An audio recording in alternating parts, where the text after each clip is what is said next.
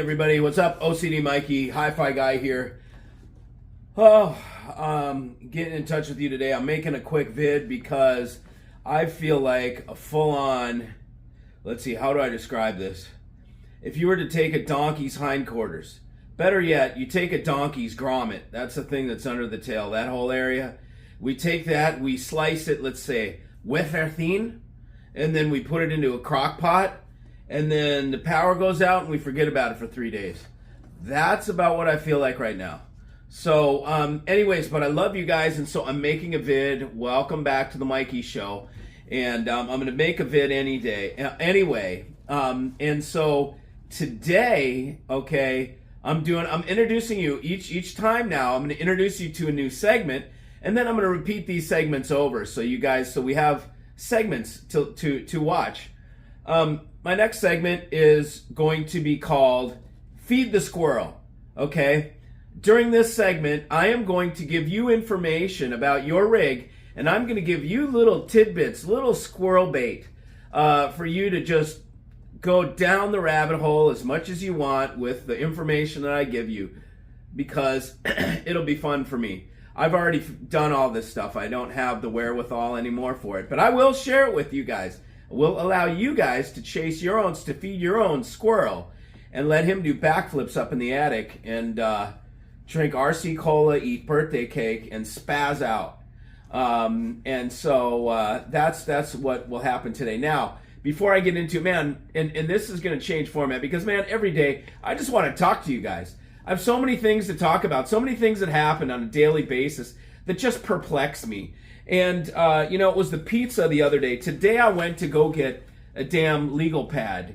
You guys got to be kidding yourself. I don't know if any of y'all been to Staples or Office Depot lately, but holy crap, you go to get a damn legal pad, they're $10 each.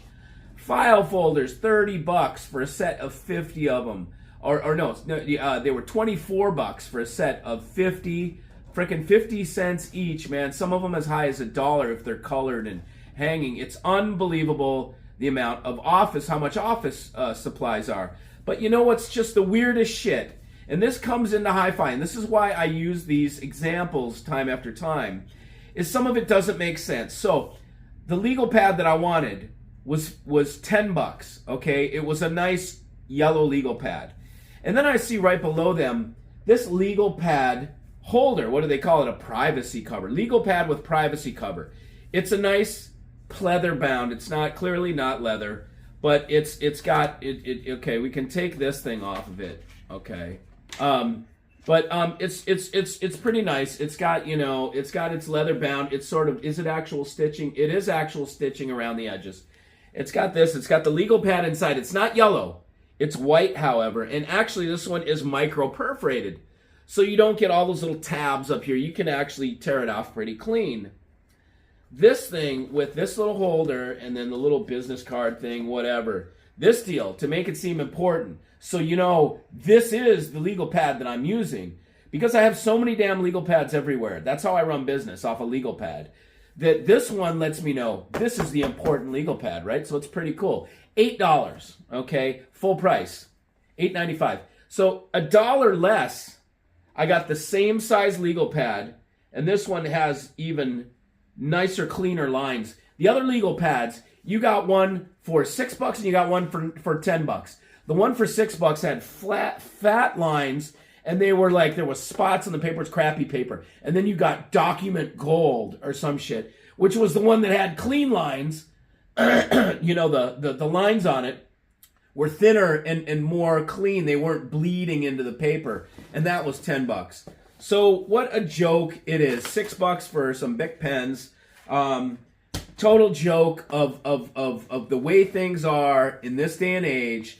You get ripped off for no damn apparent reason, just because they know you need legal pads, and they know that every corporation needs legal pads, and every corporation almost needs file folders, maybe less now than ever, but nonetheless, they need these things, and they know corporate's going to pay for it, so they gouge because they can. I'm telling you, I'll probably call a segment, "The Humans Have Failed," and that'll be the segment for that. So anyways, whatever that's worth. I know that has nothing to do with hi-fi, but I feel like talking to you guys, And I feel like just talking about this shit, because all this stuff is going to come into the fold with hi-fi and how I teach you a little bit more about hi-fi. And I've been trying to do this time after time again, man, and people get all pissed at me because I give companies shit like D'Agostino, overpriced crap. I said the same thing about Audio Research. Now, I don't want to kick Trent while he's down. It's not really him, it's the damn company, whatever. We all know that they were overpriced. A Manly, which I carry, 500 watt monoblocks are 20 grand only. Yet you got less power in an Audio Research and you're at 50 grand or more. Some of them even higher. So it's ridiculous. Squirrel food. Feed the squirrel. I'm going to talk about Feed the Squirrel. Okay, Feed the Squirrel today's topic is class neodymium magnets. Okay, go on to Amazon.com. Go on to KandJMagnetics.com. Get yourself some neo magnets. Grab these neodymium magnets. Now, don't use these anywhere near tapes. If you have tape machines, don't use them near your tapes. Don't use them near your credit cards, but because it might screw up the magnetic stripe.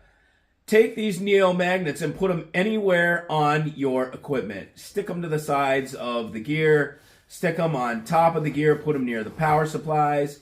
Don't go inside the gear, okay? I didn't say open it up. I just said stick them on the back. Stick them near get ring magnets and put them around the RCAs on back if you have room. Stick neo magnets anywhere on your gear and listen to how it changes the sound.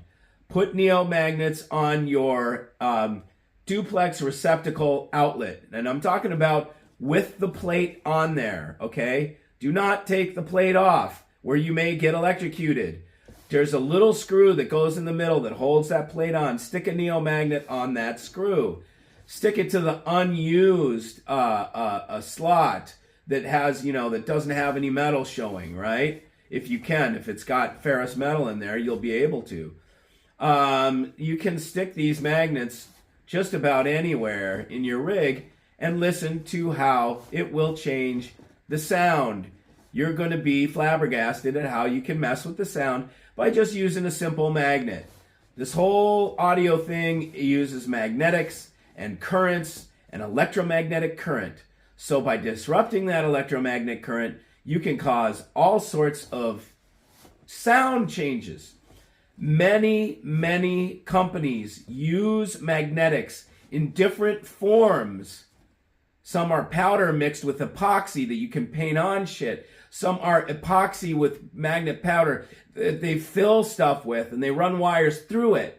And then they take a cylinder and they fill it full of magnet-filled epoxy and they run the wire straight through it. And the wire and the field that surrounds the wire that's on the outside of the wire, what you have to understand, there's electromagnetic field, which is what carries the signal. It's not in the wire. It's in the field around the wire. If you mess with that field, you will change the sound. Take a ring magnet and put it around your interconnects and watch what happens to the sound.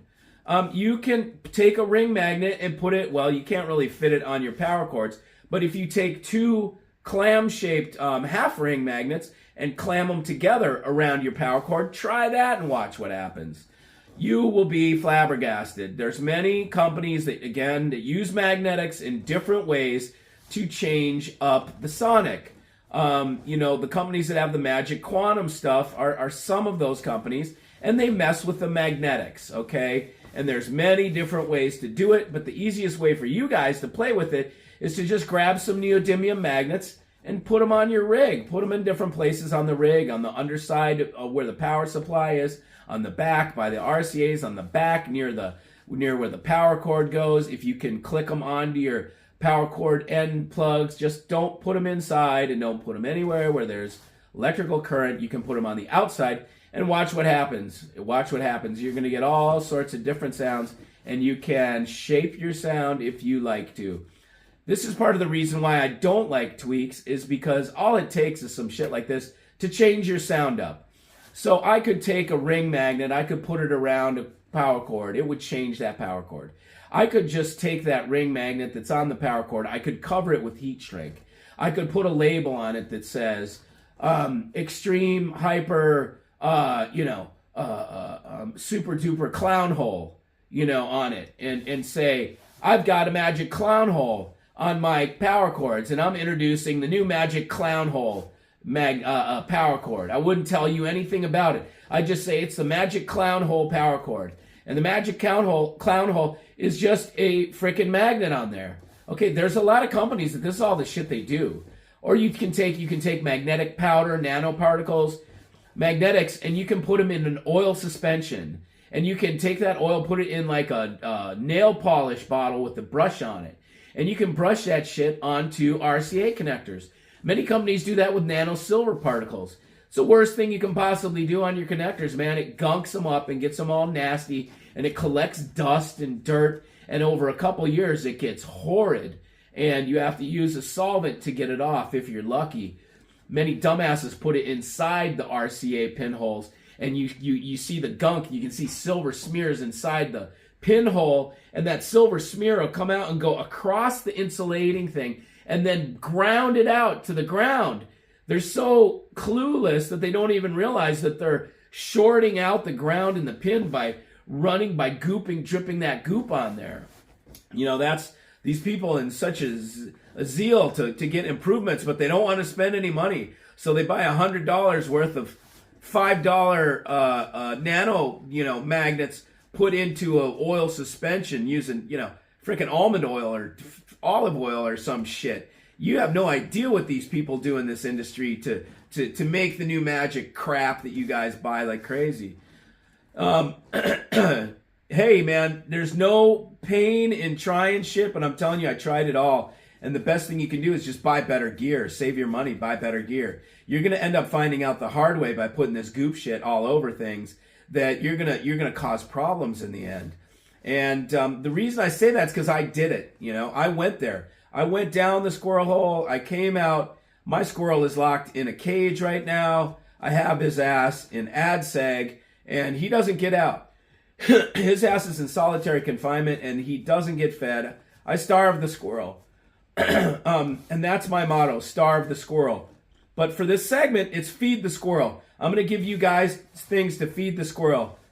My first episode, we just finished, is neodymium magnets. Go ahead and play with neomagnets and find out what you come up with. That's it. Thanks for joining. See you. I'll be back when I don't feel so crappy. All right, later.